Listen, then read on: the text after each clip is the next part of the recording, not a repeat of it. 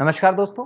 आज बात करते हैं जापान को लेकर। दोस्तों हाल ही में मैंने अपना एक लेक्चर डाला था करंट अफेयर का। उस लेक्चर में मैंने जापान के प्राइम मिनिस्टर के बारे में ही अपडेट किया था कि जापान के प्राइम मिनिस्टर योशिहिदे सुगा ने अपने इस्तीफा देने की घोषणा कर दी थी और उनके इस्तीफे के बाद जापान के नए प्रधानमंत्री के चुनाव की प्रोसेस जारी थी कि जापान में कौन नया प्रधानमंत्री होगा।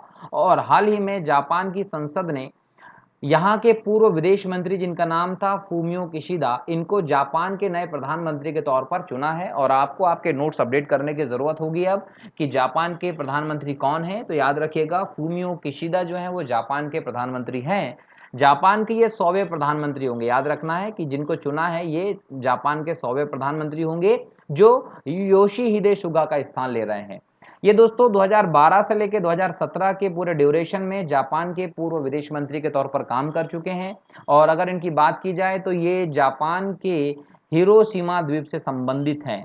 जापान के हिरोदीपा द्वीप से संबंधित हैं, इसका मतलब है कि इनके नगर पे ही 1945 में जब सेकेंड वर्ल्ड वॉर के समाप्ति का दौर था, उस समय अमेरिका ने परमाणु बम गिरा दिए थे और उसके प्रभाव को देखते हुए ही इन्होंने परमाणु हथियारों के प्रयोग की घोर निंदा की है। ठीक है, तो ये परमाणु हथियारों के घोर विरोधी हैं, ये याद रखना है। अच्छा, यहाँ पर हिरोशिमा की बात हुई है दोस्तों, तो ये भी याद रखना है कि जापान जो है वो एक द्वीपों वाला देश है जो प्रशांत महासागर के पश्चिमी किनारे पर स्थित है।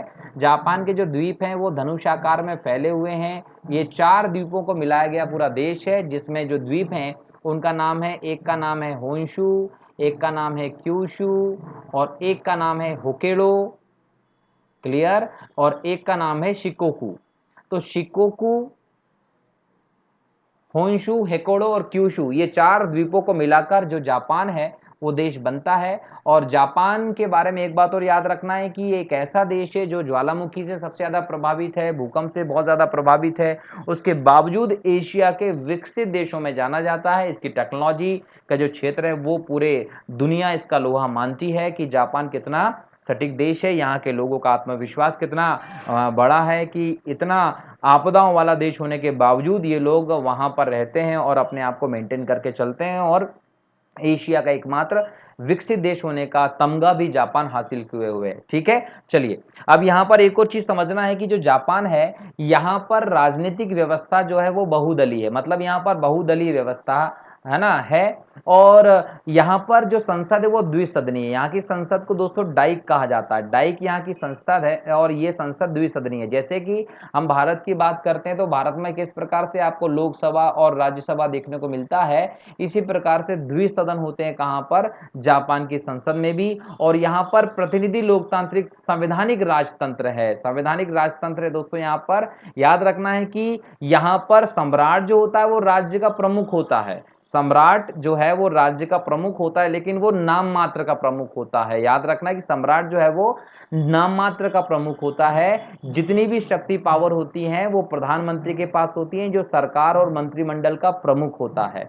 क्लियर। जापान में भी एक संवैधानिक सर्वोच्चता को माना गया। मतलब जापान में किसको सर्वोच्च माना गया, सबसे तो संविधान को सर्वोच्चता को स्थापित किया गया है और एकात्मक मॉडल को अपनाया जापान ने। जिस प्रकार से भारत में विधायिका है, कार्यपालिका और न्यायपालिका की व्यवस्था आपको देखने को मिलती है, ठीक इसी प्रकार की व्यवस्था हमको जापान में भी देखने को मिलती है। बस वहां पर राष्ट्रपति के स्थान पर कौन मिलता है आपको, सम्राट। और बाकी प्रधानमंत्री, मंत्रिपरिषद जो चीज है वो व्यवस्था वैसी की वैसी होती है। क्लियर दोस्तों, चलिए